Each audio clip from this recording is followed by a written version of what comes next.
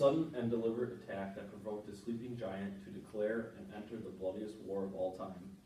On December 9, 1941, President Roosevelt asked Congress to declare war on Japan due to the attacks on Pearl Harbor. Japan's attacks on Pearl Harbor caused over 2,000 American lives to be lost. The day following this event, President Roosevelt held a special session of Congress to ask if the United States would declare war on the Empire of Japan. Fueled by the aggression and harshness of the Pearl Harbor attack, the United States entered into World War II. Today we will talk about the history leading up to the speech, President Roosevelt's address to Congress on December 9, 1941, the content of the speech, and repercussions of the speech. Franklin D. Roosevelt was born in January of 1882 in New York. He grew up in a wealthy family and was the only child. Franklin grew up around privilege and a sense of self-importance, according to A&E Network's television. His mother was a dominant figure in his life, even going into adulthood. He was educated by tutors until the age of 14 and then attended an all-boys school in which he didn't fit in. After graduating from Groton, he entered into Harvard University and met his wife Eleanor, who was his fifth cousin, and together had 6 children. At age 28, Roosevelt ran for the New York State Senate and won. While in Senate, he was diagnosed with polio, which is a viral disease that affects your nervous system and can cause you to become paralyzed, according to dictionary.com. Roosevelt never regained use of his legs.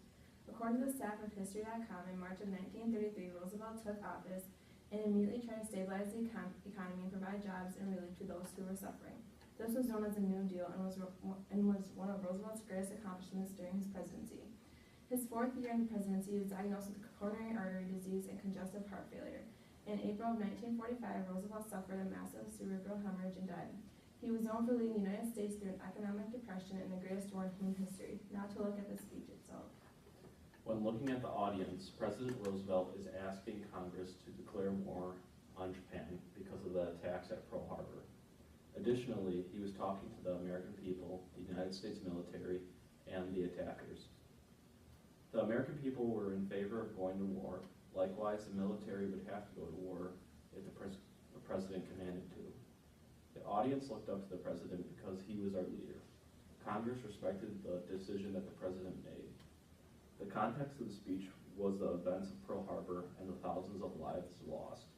President Roosevelt said, "The United States of America was suddenly and deliberately attacked by naval and air forces of the Empire of Japan." This showed why the speech was taking place and the actions to follow. President Roosevelt was able to influence the American people and the Congress to declare war on the Empire of Japan. This brought the United States into World War II, causing years of bloodshed and sacrifice to the American soldiers that stood up to fight the tyranny of the Axis powers. World War II has been known as the deadliest war ever. The end of the war was a good one in a way. The increase in wartime needs helped America climb out of the Great Depression. Now to look closer into the speech. Looking into the speech, the thesis of the speech is clearly shown. As stated from the video, Great Moments from Great Speeches, published in 2012, FDR was frustrated with the Empire of Japan, Japan's attack on the Hawaiian military base. He states, "The Japanese government has deliberately sought to deceive the United States by false statements and expressions of hope for continued peace." What was not said was, according to John Schuler's scholarly journal, The Deception Divided, FDR's Undeclared War, published in 2010, America did put pressure on Japan with its embargo on oil to the country due to the threat of Japan invading Southeast Asia. With one of Japan's crucial resources cut short, that left them desperate and looking at drastic options. Some of the conventions that were upheld in the speech, FDR makes it very clear that America wasn't going to back down from this threat. Along with that, he made it very clear that it wasn't just American soil that was being attacked, it was other nations. Some of the conventions that were broken, even though America wanted to stay out of the war, they were pulled into the conflict. And then to express FDR's statements, he says, "No matter how long it takes us to overcome this premeditated invasion, the American people in their righteous might will win through to an absolute victory.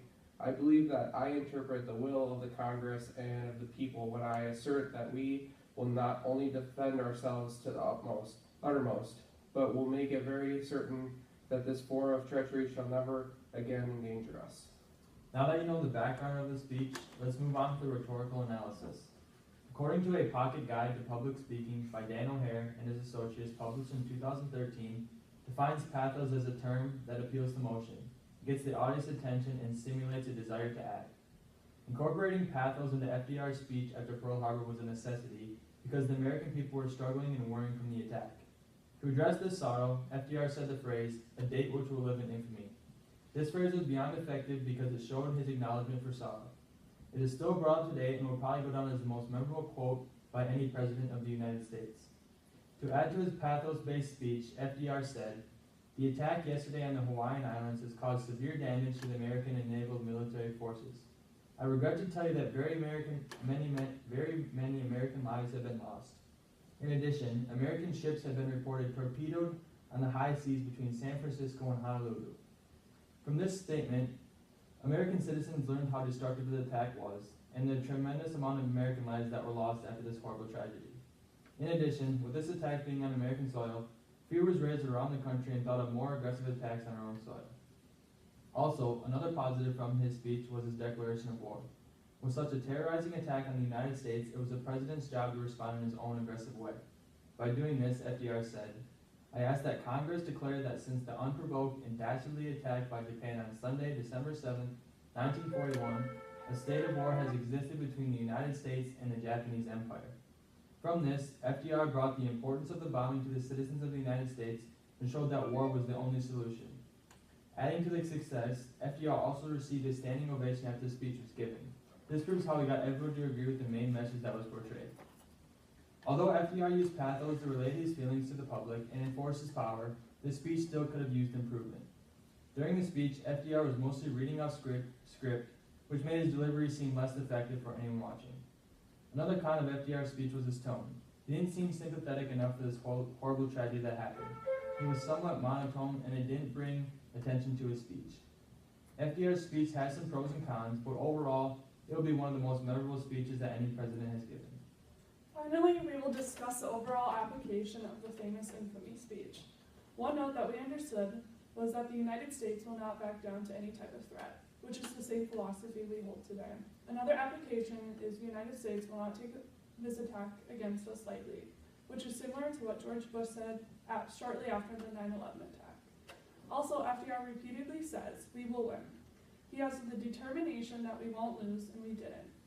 Lastly, FDR wanted to let Congress and the public know who committed the attacks by repeating the Japanese name and their offenses. The speech left a lasting impact on many people in Congress. FDR got his wish because Congress declared war on Japan and 2 days later on Nazi Germany and Italy. A speech with emotion and determinism can leave a deep impression on people, which FDR's compelling speech did. And to sum it up, the Pearl Harbor attack directly led to the famous infamy speech. The United States did not want to enter World War II, but because of the brutal attacks, we needed to defend our nation. Today we looked at the history behind the speech, President Roosevelt's address to Congress, what the speech meant, and the aftermath of the speech. The attack on December 7th will always be remembered in memorial and as a turning point in history. We will leave you with a quote by Franklin Roosevelt himself. "The unbounded determination of our people, we will gain the inevitable triumph, so help us God."